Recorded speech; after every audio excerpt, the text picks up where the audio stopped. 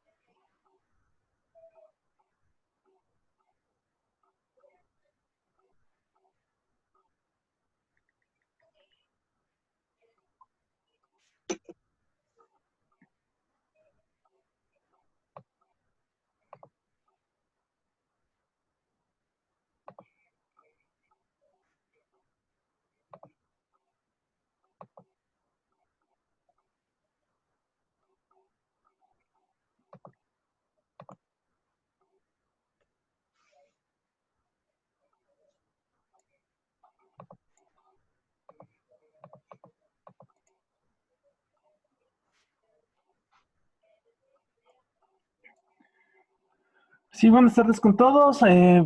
Vamos a continuar con las conferencias tecnológicas. El día de hoy vamos a tener la presentación de introducción a SDNs, brindada por el ingeniero David Mejía. El ingeniero David Mejía es de las primeras promociones de ingeniería en electrónica y redes de información de la Escuela Politécnica Nacional. También hizo su maestría en la Universidad Carlos III en Madrid. Actualmente es profesor titular de la Facultad de Ingeniería Electrónica y Redes, Eléctrica y Electrónica, y también es el director de docencia. Con todos ustedes, a continuación, el ingeniero David Mejía. Gracias, buenas tardes con todos. Bueno, queremos hacer una breve exposición acerca de lo que son las redes definidas por software y también presentar algunos ejemplos de aplicaciones que se pueden desarrollar con esta tecnología. Tradicionalmente nosotros tenemos un montón de tecnologías en las redes que pues tenemos que aprender a utilizar para poder desempeñarnos en el campo de las redes y de las telecomunicaciones. Por ejemplo, tenemos que usar el Shell, hay protocolos como IGRP, BGP, RPC, FTP, AppleTalk, SMTP, FDDI. Existen un montón de aplicaciones más arriba como Yahoo, ¿verdad? Messenger, Facebook, entre otras. Hay arquitecturas, hay protocolos IPv6, IPv4, protocolos de capa aplicación como Telnet, entre otros. Básicamente aprender redes para nosotros es aprender un conjunto de protocolos. Esta es otra lámina que trata de sumarizar toda la cantidad de protocolos que existen. Por otro lado, tenemos que aprender a utilizar un conjunto de equipamientos. De igual manera, hay una serie bastante grande de hoy en día de equipos. Tenemos routers que son capaces de colocar etiquetas, balanceadores de carga, switches, scrubbers, repetidores, bridges, routers, sistemas de detección de intrusos, gateways, inspección de paquetes a profundidad, NAT, firewall, hubs, servidores de HCP, conformadores de paquetes, proxies, sniffers de paquetes, estaciones bases, servidores DNS, aceleradores WAN, por mencionar unos cuantos.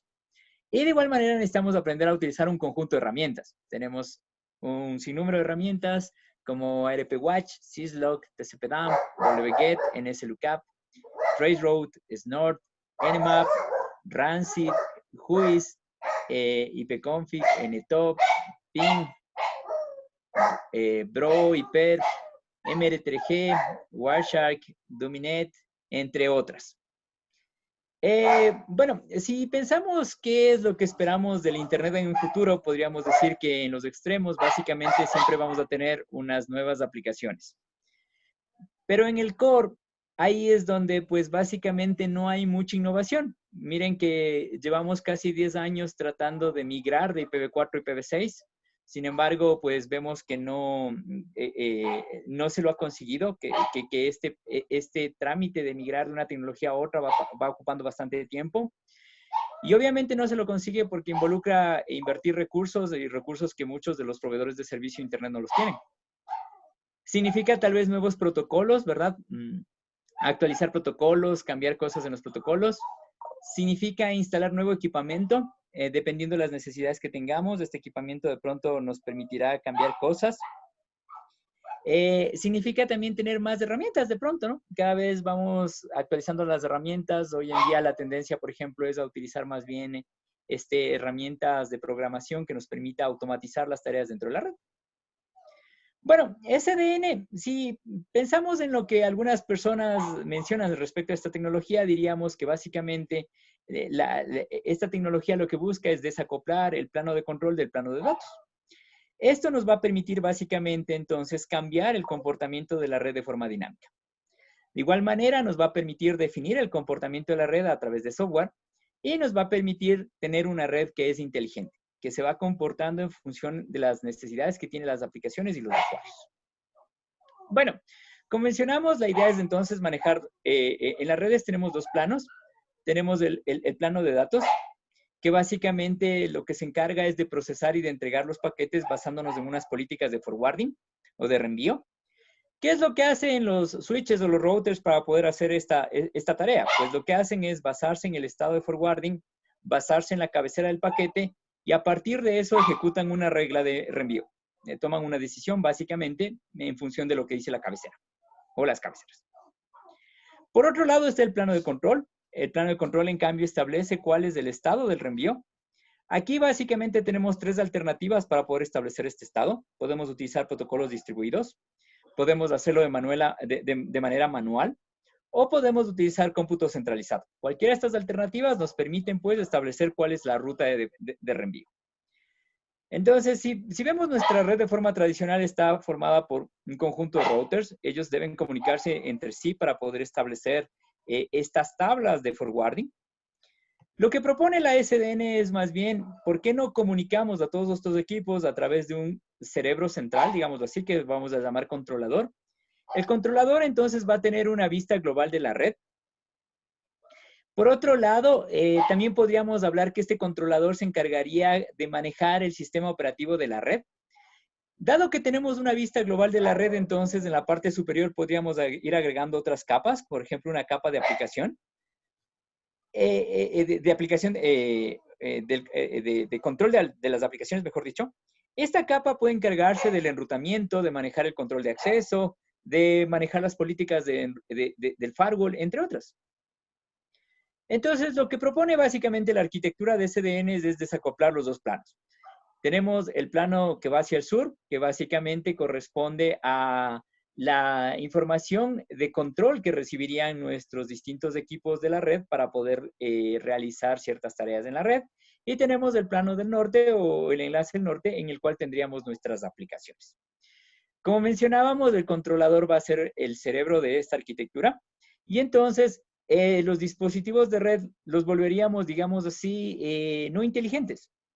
Las decisiones ya no las tomarían ellos, sino que el controlador diría que deben hacer en función de lo que las aplicaciones pueden pedir a la red. Básicamente esto nos da un mayor control de la red. Como ven en este gráfico, el controlador se convertiría en una especie de genio al cual nosotros le vamos pidiendo deseos o las aplicaciones le van pidiendo lo que requieren. Por ejemplo, una llamada de voz necesitaría menos jitter y menos retardo. Por ejemplo, tenemos un video que queremos que tenga prioridad en la red y que sea transmitido de 9:30 a las 9:30 am, porque estamos lanzando una nueva campaña. Queremos estar seguros de que nuestra data solamente atraviese la red interna y por ningún motivo salga hacia el exterior. Queremos que un broadcasting se haga solamente a los clientes de un país en particular. Y queremos que un mensaje, por ejemplo, no atraviese una red de unos ciertos países. Entonces, todos estos pedidos podrían ser tramitados ahora a través de la red. El momento en el que nosotros, insisto, lo que hicimos es quitarles de inteligencia a los equipos de red y moverla más bien al controlador. Bueno, para poder comunicarnos con los equipos, entonces vamos a necesitar de un protocolo. Este protocolo se llama OpenFlow. El protocolo nos va a permitir comunicarnos tanto el controlador con los switches. De esta manera, entonces, ahora el controlador tiene una alternativa para decirles a los switchos qué pueden hacer con cada uno de los paquetes. Adicionalmente, este protocolo nos va a permitir especificar los campos de las cabeceras de las capas de la 1 a la 4 que nos permitan definir o establecer las acciones que pueden realizarse con los paquetes.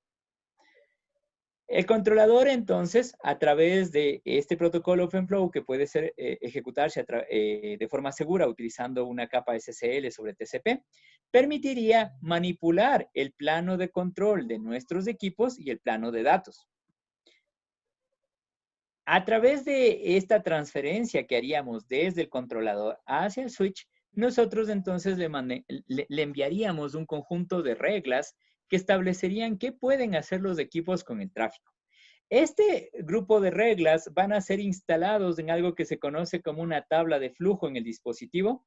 Esta tabla de flujo tiene 3 elementos básicamente: una regla que indica qué puede hacer con el tráfico, una acción que establece qué realmente vamos a hacer con el tráfico, digamos, por ejemplo, dejarlo pasar, enrutarle a otro equipo, hacer drop, y un conjunto de estadísticas que serían pues el conjunto, los numeritos que nos indicarían cuántas veces estas reglas han sido ejecutadas. La tabla de flujo básicamente tiene 3 campos: el match, que define el flujo como tal, las instrucciones, que definen cómo debemos procesar cada paquete, y finalmente las estadísticas. La transferencia pues va a estar basada en flujos, y para los flujos entonces tendríamos que definir las reglas de match. Como mencionábamos antes, tendríamos la posibilidad de manejar 4 niveles de reglas, o niveles, mejor dicho, de las 4 capas de TCP/IP. Entonces, a nivel de capa 1, nosotros podríamos establecer qué pasa con un tráfico que ingresa a través de un puerto específico del dispositivo de red. A nivel de capa 2, podríamos establecer la dirección MAC destino, la dirección MAC origen, el tipo de paquete Ethernet, el ID de la VLAN o la prioridad de la VLAN. A nivel de capa 3, podríamos utilizar los campos de el origen de la dirección IP origen, la dirección IP destino, el protocolo IP que va encapsulado, y finalmente el campo del tipo de servicio. A nivel de capa 4, podríamos utilizar la información de los puertos de origen y destino de UTCP o UDP. ¿De acuerdo? Entonces, insisto, a través de un conjunto de matches que vamos a hacer, nosotros podríamos definir qué queremos hacer, qué paquetes vamos a manejar. Por ejemplo, en capa 2, yo podría manejar únicamente la dirección MAC destino y podría hacer el switching a nivel de capa 2 que se hace a través de MAC. O en capa 3 podríamos manejar la dirección IP destino, con lo cual haríamos el enrutamiento de capa 3. O utilizar los puertos de TCP o UDP de capa 4 para poder manejar un firewall. Aquí hay un ejemplo de una regla. Entonces, nosotros tendríamos, insisto, un paquete que va a ingresar por un cierto puerto en particular. Y una vez que este paquete que ingresa va a ser comprobado con la información que tenemos en la tabla de flujo, en función de si existe una regla que sea aplicada para este paquete, entonces se tomará una decisión y ese paquete probablemente pueda salir. ¿De acuerdo? Entonces, pensemos que la regla va a decir algo como, por ejemplo, que ingresa por el puerto 2, suponiendo que este es el 2, que la MAC origen es esta, que la MAC destino es esta, ¿ok? Que el ID de VLAN es este, que el tipo de paquete Ethernet que mandamos es este, que el protocolo que va corresponde al número 6, que la dirección IP origen es este, que la dirección IP destino es esta, que el puerto origen es este, el puerto destino es este. Si se cumple con todas estas condiciones, entonces, ¿qué diría nuestra regla? Que salga por el puerto 3. ¿De acuerdo? ¿Qué sucedería en el caso de switching? Queremos solamente hacer switching. Entonces, ahí sería fácil. Lo único que tendríamos que hacer es una regla que lo que nos importe es la dirección destino de la MAC. Y en función de eso, podríamos crear una regla que permita salir, por ejemplo, por el puerto 3. Fácil, ¿no? El resto de campos en realidad no nos interesa para switching. ¿Qué tal si queremos hacer un broadcast y queremos que un paquete se envíe por todos los puertos? Pues es muy fácil. Lo único que nos interesaría es decir que la regla diga que si la dirección MAC destino es todo Fs o todos unos, entonces la salida es flood, inundamiento. Y entonces el switch lo que va a hacer es coger ese paquete y enviarlo por cada uno de los diferentes puertos que tiene ese switch. ¿O qué tal si queremos hacer multicast? Entonces, nosotros podríamos decirle que, por ejemplo, si la dirección destino es la 224.10.10.1, entonces nosotros podríamos establecer que este paquete que acaba de entrar, que está dirigido a esta dirección IP, vaya a ser destinado a dos equipos. A dos equipos que tienen dos direcciones MAC distintas. Por ejemplo, la 020004C0001 en el puerto 3 y la 020004C00002 en la salida 5.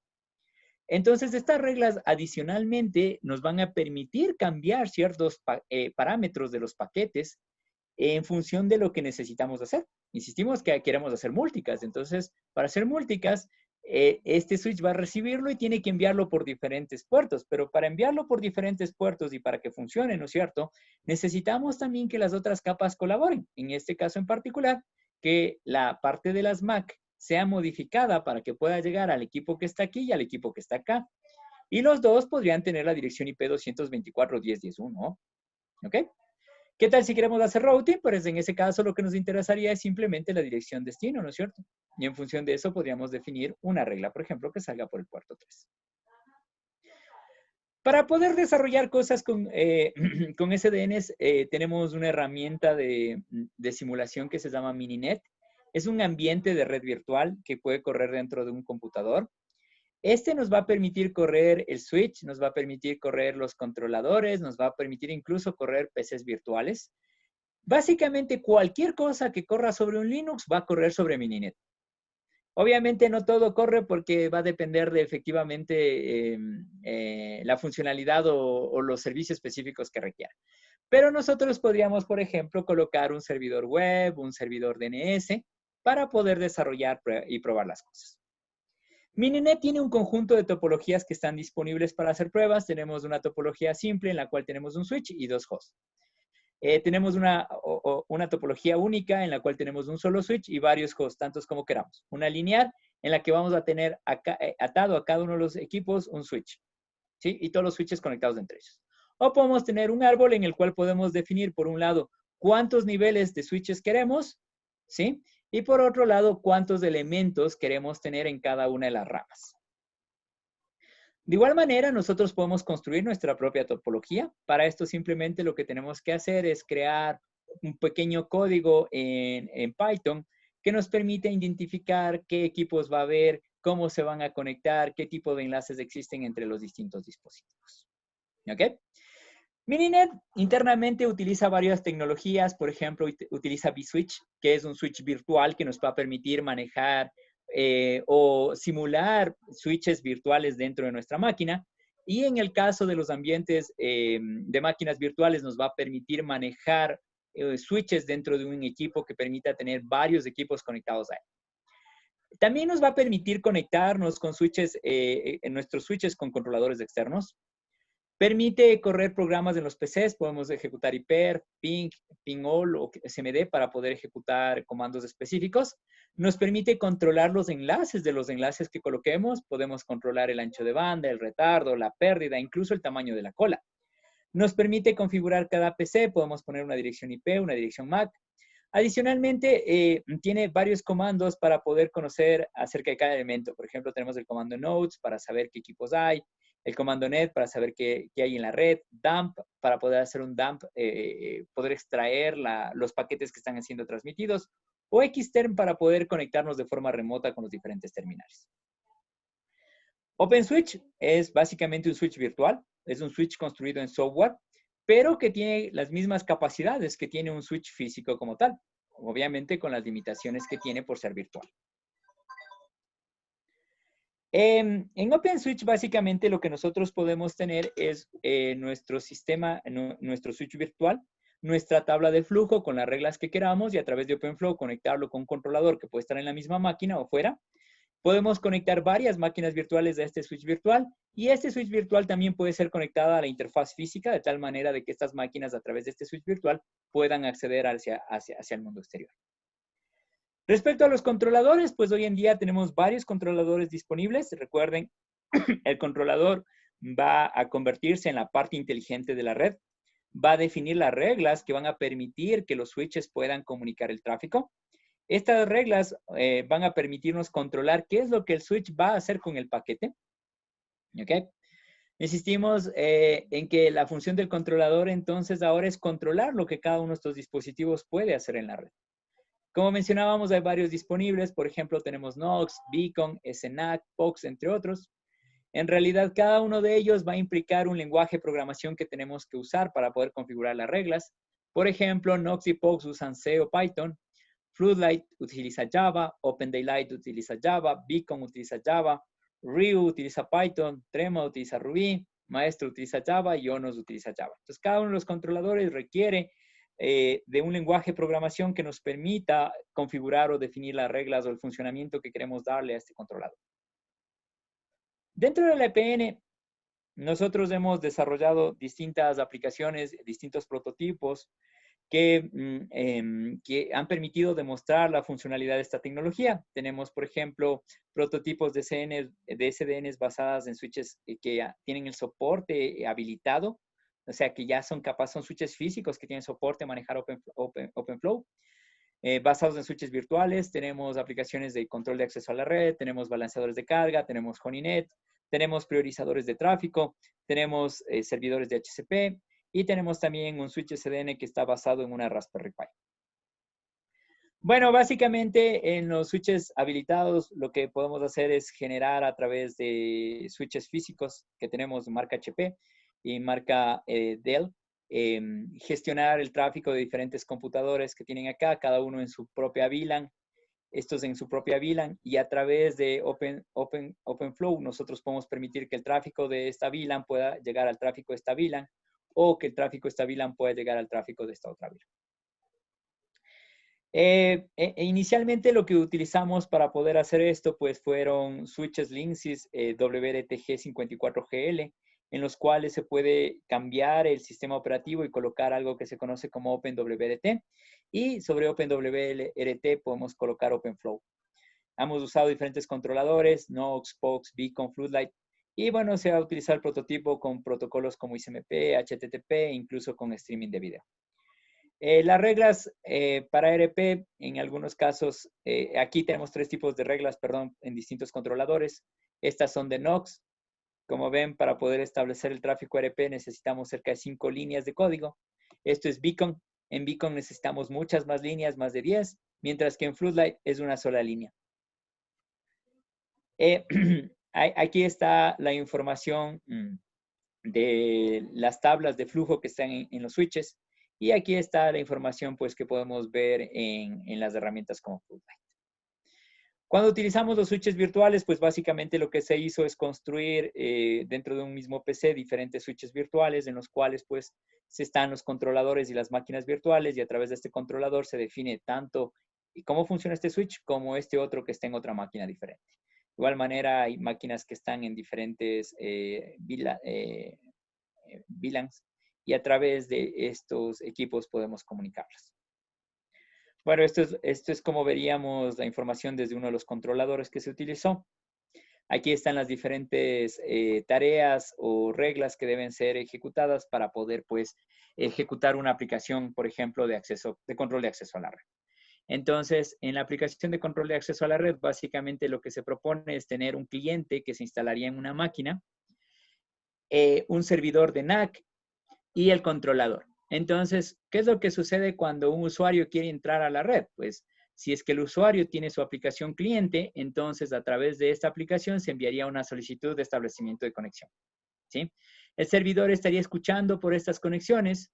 Efectivamente, si llegase una conexión, entonces este servidor le respondería. Una vez respondida, entonces le preguntaríamos ciertos detalles, por ejemplo, para saber si es que este equipo tiene un antivirus, si es que su sistema operativo está actualizado, cosas por el estilo que nos permitan decidir si es que efectivamente deberíamos dejarle entrar o no entrar al equipo a la red. En función de esto, entonces, él se comunica con el servidor indicándole si hay, si cumplo, o no hay, no cumplo. El servidor entonces determinaría a qué switches tendría acceso este equipo, y en función de eso ensamblaría y enviaría las reglas al Floodlight para que el Floodlight le permita el acceso. El Floodlight entonces insertaría estas reglas en los diferentes switches Y en particular luego, pues este equipo tendría que enviarnos una condición, ¿no? Por ejemplo, pensemos que no tiene antivirus. Entonces, le vamos a enviar a una zona, a una parte de la red donde no haría mucho daño, pero luego le podríamos decir también que se le envíe el instalador, por ejemplo, al equipo para que éste empiece a instalarlo. Y una vez que se instale, entonces nos podría mandar una condición, ¿no? Ya cumplo. Entonces, a partir de eso, podríamos crear otras reglas de allow o deny en función de eso, y el Floodlight luego podría insertar esas reglas en la red. ¿Ok? Para esta aplicación, básicamente, se utilizó el API REST de Floodlight y básicamente se utilizaron los módulos de forwarding y de firewall para no tener pues que construir todos desde cero. Las reglas usualmente son bastante sencillas. Necesitamos reglas de ARP para permitir el tráfico inicial, ¿no es cierto? Para saber qué equipos hay. Necesitamos permitir el tráfico desde el cliente hacia la aplicación de NAC. Necesitamos permitir el tráfico desde la aplicación de NAC al cliente. Y finalmente necesitamos una regla que nos permita permitir o denegar el tráfico desde el cliente en función de la información que la aplicación que colocamos en el cliente nos indica a nuestro servidor de NAC. En el caso del balanceador de carga, básicamente aquí lo que hemos construido es un balanceador que utiliza 3 diferentes algoritmos. Tenemos una cola basada de tipo FIFO, una cola round robin y una variante basada en algo que se conoce como un deficit round robin. ¿Cómo funcionan estas cosas? Básicamente nosotros tenemos, pensemos, un pool de servidores, 3. Y entonces la idea del balanceador de carga es que el primer pedido, por ejemplo, sea entregado al servidor 1. Una vez que él ya tiene un pedido, entonces movemos todo, ¿no es cierto? Y ahora el segundo pedido es entregado al servidor 2. Una vez que le atendimos, entonces el tercer pedido es entregado al servidor 3 y así sucesivamente. ¿Ok? En el caso de FIFO, básicamente, ¿qué es lo que hacemos? Bueno, es una cola, el primero que entra es el primero que sale. Entonces, lo que hacemos es una distribución aleatoria aquí, en el lado del switch, a través del controlador RIU. Y los diferentes servidores van a recibir, en este caso, por ejemplo, el cliente 1 iría al servidor 3 porque fue una distribución aleatoria. El cliente 2 va también a nuestro servidor 3. El cliente 3 va al servidor 1. El cliente 4 va al servidor 2. El cliente 5 va al servidor 5. Recuerden que es una cola FIFO. El primero que entra es el primero en ser atendido.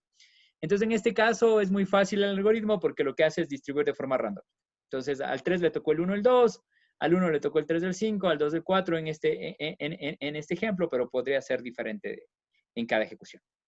Si usamos en cambio round robin, aquí lo que vamos a hacer es hacer una asignación, pero basado en una lista ordenada. Entonces diríamos que el primer pedido va a ir al servidor 1, el segundo pedido va a ir al servidor 2, el tercero va a ir al servidor 3, el cuarto va a ir al servidor 1, el quinto va a ir al servidor 2, el sexto va a ir al servidor 3 y así sucesivamente. ¿Ok? Finalmente, en la última alternativa, lo que utilizamos es un mecanismo basado en DRR. Aquí, básicamente, la idea es tener información por parte de los servidores. Es decir, ¿por qué los servidores no nos envían información al controlador para que el controlador, a partir de esto, tome las decisiones? Entonces, ahora la distribución va a ser más justa, digámoslo así, puesto que si llega un primer pedido, lo primero que hay que hacer es preguntarle al servidor, oye, ¿cuál está desocupado? Resulta que es el 1, entonces se lo entregamos al 1. Llega un segundo pedido, de nuevo preguntamos, ¿cuál está desocupado? Resulta que sigue siendo el 1, se lo entregamos al 1. ¿Sí? Entonces, esto nos permitirá, pues, reducir en realidad la carga que maneja cada uno de los servidores, o mejor dicho, entregar los paquetes en función de la carga que cada uno recibe. ¿Ok? Bueno, para las pruebas utilizamos Mininet, utilizamos un switch HP y tuvimos 3 clientes y 3 servidores. Básicamente, si nosotros hacemos las pruebas considerando HTTP o HTTPS, podemos ver que hay una reducción en tiempo dependiendo del sistema operativo que estemos usando respecto a las respuestas que tenemos. Si es que no se borra el histórico y el caché, obviamente recuerden que hay cosas que se van a guardar en las cachas y entonces, como ven, los valores cambian, puesto que hay información que está en la caché, entonces usualmente esos tráficos van a ser mucho más rápidos. ¿Ok? También hemos construido una Honinet. Aquí lo que usamos básicamente es el control Pyretic. Hemos utilizado un switch HP y se desarrollaron varios módulos que son capaces de procesar paquetes y determinar alguno de estos ataques. Por ejemplo, el spoofing de ARP, el spoofing de IP, el inundamiento usando la bandera SYN de TCP, el spoofing de DNS, el SMART y finalmente la negación de servicio de TSH-SSL. La Honinet básicamente lo que va a tratar de hacer es crear una red que es una copia de la red real. Esta es nuestra copia de la red real. Por acá estará el atacante y el atacante lo que va a tratar de hacer es atacar a nuestra LAN. Pero en lugar de atacar a nuestra LAN, la idea es que a través de este controlador Pireti, cuando detectemos que hay un ataque, lo reenviemos acá. ¿Por qué queremos reenviarlo acá? Porque esto nos permitirá obtener información que luego podemos utilizar en contra del atacante. Bueno, para el ARP spoofing, entonces básicamente, ¿qué es lo que va a suceder? Nuestro atacante va a mandar un ARP reply que es falso, ¿sí? Este paquete va a llegar al switch. Ojo que está destinado al equipo de la LAN, a uno de los equipos de la LAN, pero en lugar de que vaya acá, tiene que ir acá. Entonces, lo que va a hacer nuestro switch básicamente es pedir información al controlador Pyretic sobre qué hacer. ¿Ok? Y él entonces, en función del paquete de entrada y luego el paquete de salida, pues le dirá a él, le dirá a este equipo que este paquete tiene que ser enviado a la Honeynet. ¿Sí? Entonces, de esta manera hemos evitado que el tráfico llegue acá y el tráfico más bien se quede atrapado en la Honeynet. El DNS spoofing funciona de una forma parecida. Básicamente, el atacante lo que va a hacer es mandarnos un DNS reply que es falso a nuestro equipo que es real. Y entonces, de nuevo, lo que esperamos es que el switch de ese DNS envíe esta información al controlador Pyretic y el controlador Pyretic diga, ratito, esa información tiene que ir a la Honeynet. Y pues ya, pues la Honeynet trabaje. ¿Sí? Como ven, estos son los picos que tendríamos en el momento en el que hacemos un Smurf en la red. ¿Sí? El Smurf igual lo que va a tratar de hacer es ahogar a nuestros propios equipos de la LAN. Es un broadcast de IP, de ICMP. Entonces van a tratar de ahogarles a estos equipos con tráfico falso. Entonces básicamente lo que queremos es que cuando llegue el paquete ARP reply, cuando lleguen varios, entonces decidimos que en realidad hay un problema y entonces se bloquea esto de aquí. Como ustedes se fijan acá, este era el tráfico que teníamos. Miren cómo sufren los picos. Y este es el tráfico el momento en el que se empieza a bloquear. O sea, hay una detección ya, ¿no? Ya no existe la posibilidad de inundarle al equipo de la LAN, puesto que la Honeynet ha hecho su trabajo. En el caso del inundamiento por la bandera SIN de TCP, básicamente el atacante lo que va a hacer es generar tantos paquetes como sea posible de TCP/SIN. Todos van a estar destinados a un equipo en la LAN. Lo que nosotros vamos a hacer a través del switch es tomar uno de ellos, pasarle al controlador Pyretic y ir llevando un control, digamos así, porque todos estos van a ser originados en el mismo, con las mismas características y todos marcados con la bandera SIN. Entonces lo que vamos a hacer es bloquearlo y mandarlo acá. Entonces si se fijan en el tráfico, miren toda la cantidad de tráfico que empieza a llegarle al pobre equipo, luego ya empieza a reducirse drásticamente la cantidad de tráfico. Aquí podríamos ver el otro ataque de negación de servicio del SSL. Este ataque se basa en mandar solamente Hello Clients y entonces vamos a inundar a este pobre servidor con Hello Clients y él no va a poder atender a otros porque está atendiendo a todos los clientes, a todos estos clientes falsos, atacantes falsos que nos han mandado este. Entonces igual vamos a llevar una cuenta de cuántos paquetes ha recibido y en función de eso, en lugar de que vaya acá, pues se lo mandamos acá. Entonces, como ven, aquí empieza a haber un montón de tráfico y de repente se baja de nuevo. ¿Por qué? Porque ahora es de la Honeynet la que está siendo atacada y ya no es Dalma. ¿De acuerdo? Bueno, también hemos desarrollado algunas aplicaciones que nos permiten construir topologías de SDN. Este proyecto fue construido utilizando OpenStack. Básicamente es una interfaz que maneja OpenStack por detrás. A través de un conjunto de parámetros que hay que configurar, podemos generar topologías simples, árboles, y podemos levantar controladores como POX, Ryu o Pyretic. De igual manera, hemos trabajado con DHCP. Aquí básicamente utilizamos el controlador Ryu, utilizamos un switch HP y también utilizamos OpenVSwitch. Básicamente lo que va a hacer ahora entonces es que en lugar de tener un servidor aparte del DHCP, va a ser parte del controlador. Entonces, cuando el cliente nos mande un paquete de DHCP Discover, el switch lo recibe, pero el switch en lugar de inundar, porque esto es un broadcast, ¿no es cierto? Lo que va a hacer es solamente mandarle al controlador con un paquetito. El controlador creará una regla y mandará el paquete de regreso para que pueda ser enviado.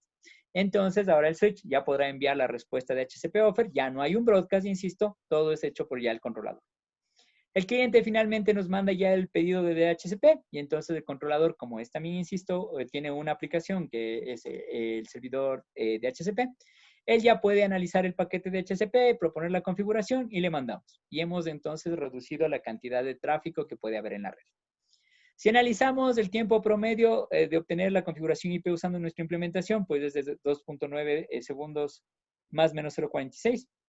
Si analizamos el tiempo promedio en utilizar el DHCP3, aquí es más bajo, obviamente. ¿Por qué sube el valor acá? Porque recuerden que no, antes de poder enviar el tráfico hay que crear una regla.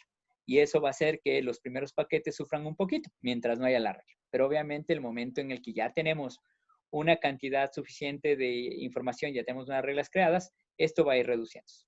¿Ok? También hemos trabajado en priorización de tráfico. Aquí lo que tenemos básicamente es un controlador de Floodlight, tenemos un switch Open Switch y hemos utilizado Elastics para la telefonía IP. Entonces, básicamente, la aplicación es capaz de hacer priorización del tráfico basado en los paquetes de IP. El algoritmo es bastante sencillo, digámoslo así. El paquete tiene que ser procesado, le capturamos, le analizamos la parte de Ethernet, primero para poder ver si tiene algo de IP o no. Si tiene algo de IP, entonces hacemos el análisis de IP. Y aquí nos interesa analizar si es UDP lo que viene. Si es UDP, entonces tenemos que buscar los parámetros de voz sobre IP. Si es voz sobre IP, entonces generamos la regla para calidad de servicio y reenviamos el paquete a switch. Si no, ahí pues hay que hacer reenvío normal. Ya está, suficiente. ¿De acuerdo?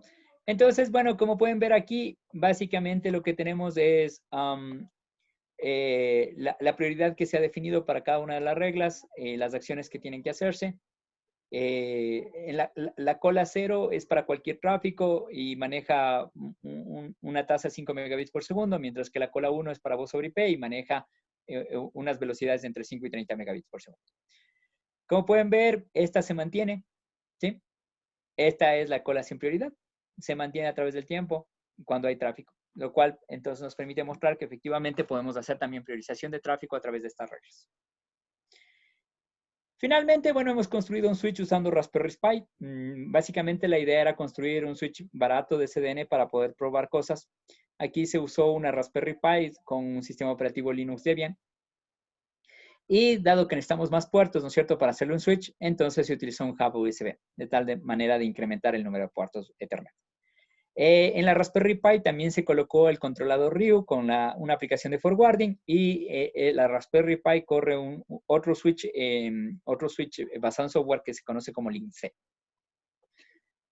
Luego también hemos trabajado en lo que es codificación de red. Aquí básicamente la idea es utilizar el network coding de tal manera de que la red sea capaz de recuperar paquetes. Digamos o pensemos que tenemos una topología como esta, en la cual básicamente aquí hay un equipo, acá hay un equipo, y estos equipos quieren enviar información que pueda llegar a estos destinos. ¿Sí? Entonces, desde acá de pronto viene un paquete A, desde este lado viene un paquete B. Estos dos llegan a este punto y aquí se puede converger. Entonces, yo podría enviar el paquete A tanto por este enlace como este, y el paquete B tanto por este enlace como este. En este punto tengo los dos paquetes, así es que podría aquí juntarlos y mandar el paquete a B. En este switch, él también reenviaría otra vez el paquete A B y el paquete A B. ¿Por qué hacemos esto? Pues básicamente como tenemos A y tenemos A más B por acá, si por algún motivo llegara a perderse el B, podríamos recuperarlo, ¿no es cierto? Simplemente es una suma lógica binaria y aquí ya podríamos entregar A y B y aquí también. Entonces, esto nos permitiría dar una redundancia en la red a pesar de que en la red pudiesen perderse los paquetes. Obviamente, las condiciones de la red tienen que ser un tanto específicas para que cosas como estas funcionen. Debe haber redundancia de enlaces, pero esto, insisto, nos permitiría poder enviar un mismo paquete a través de diferentes rutas y con una cierta redundancia de red. No sé si de pronto hay alguna pregunta. Pueden hacer la mano, por favor, para hacer las preguntas al ingeniero en este momento.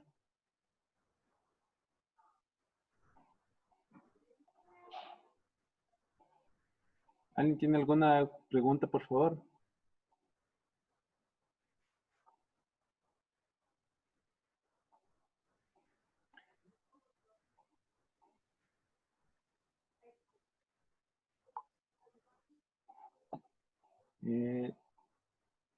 ¿No tienen ninguna pregunta, chicos, para el ingeniero sobre la parte de CDNs?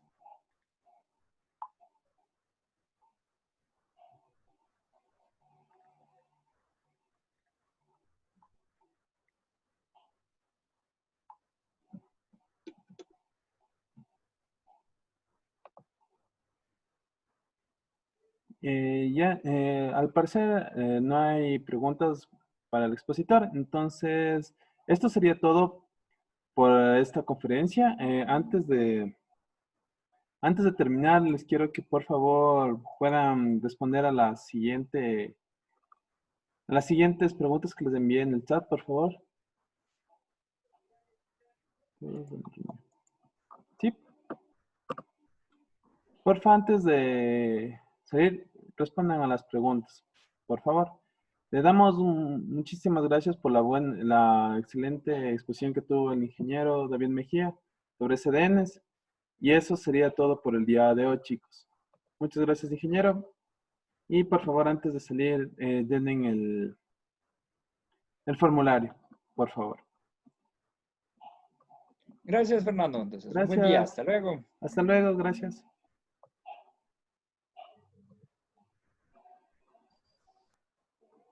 Ya, chicos, también antes de salir, pongan en el chat su nombre, por favor, y el apellido para los certificados.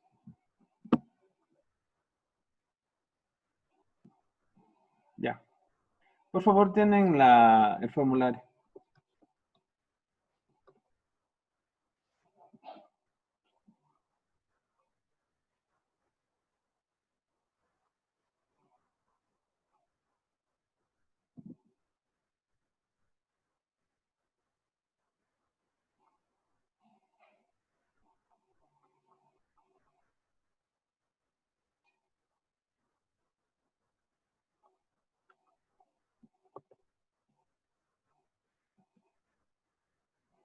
Ya, ya, chicos, por favor, no se olviden de poner en el chat antes de terminar. Damos 5 minutos más y damos por terminada la conferencia. Muchas gracias por haber asistido.